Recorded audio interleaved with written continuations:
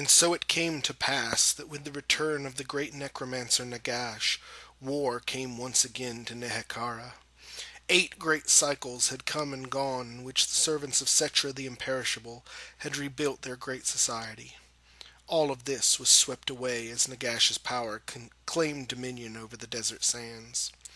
Gone was the quiet dignity of the kings of Nehekhara, as Nagash sought to demonstrate his power by debasing his newly conquered servants. A favored target was the youngest daughter of Setra himself, Elizabeth, princess of race Setra. Nagash forced the princess to stand upon the rounded base of an obsidian pillar and proclaim the greatness of the new order. For weeks she stood in the burning power of the sun, with Nagash's blasphemies withering her tongue. Word of the punishment of Elizabeth traveled far and wide, and came to the ears of the vampire who called himself Count Litoria. Litoria was one of the most ancient of the vampires, and in his living days was a member of the court of Setra. Despite the millennia, his withered heart still burned for the beautiful princess, and he resolved to return to Khemri and free her of Nagash's domination. Knowing that it would not be martial force that would fell the necromancer, Count Litoria traveled without weapon or army to the court of Nagash and demanded an audience. Nagash stared at Litoria with a look of disdain. "Who dares claim the right to speak to me?" he bellowed. "I am Count Litoria, first of the brood of Neferata, greatest of the vampires. In life, a loyal servant of Setra the Imperishable, by the name of Lord Tremendas, and I have come to demand the release of Princess Elizabeth. Unhand her, or be destroyed, usurper." The great necromancer laughed. "You are a fool, vampire. You have brought no army, and I have nothing to fear from the power of the vampires." Litoria smiled. "I shall not rely on either strength of arms or the power of the blood to defeat you, usurper." "Then what will you use, fool?" Nagash responded disdainfully.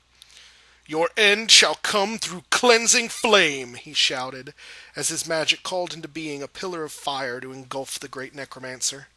Nagash screamed as the pillar burned away his form, but Count Litoria did not relent.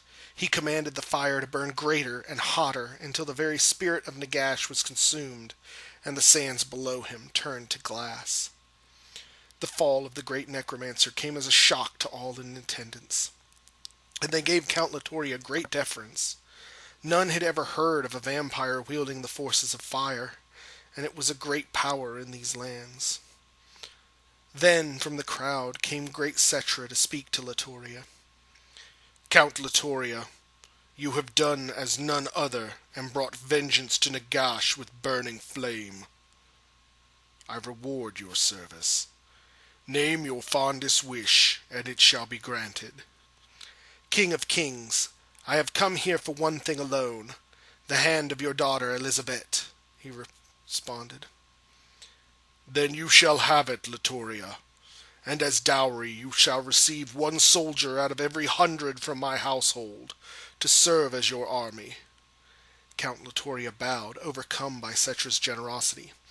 "Then with your permission, my king, I would take them north where word of the greatness of Nehekhara has been forgotten, and claim new lands to rule in your mighty name." Setra was pleased with this response.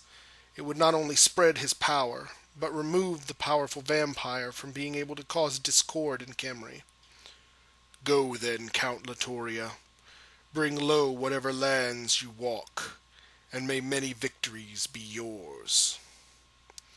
And so begins the tale of Count Litoria, who seeks to claim the fallen lands of the old world for his glory and that of the King of Kings.